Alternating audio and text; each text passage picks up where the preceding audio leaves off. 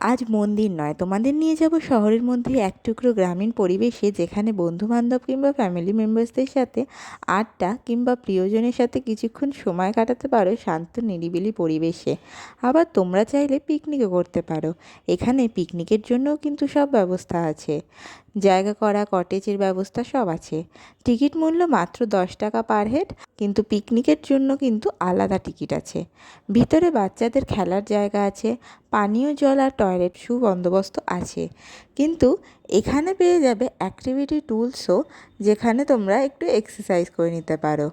আর সামনেই আছে খুব অ্যাস্থেটিক আদিবাসী কটেজ স্টাইলে বানানো সুন্দর বসার জায়গাগুলো।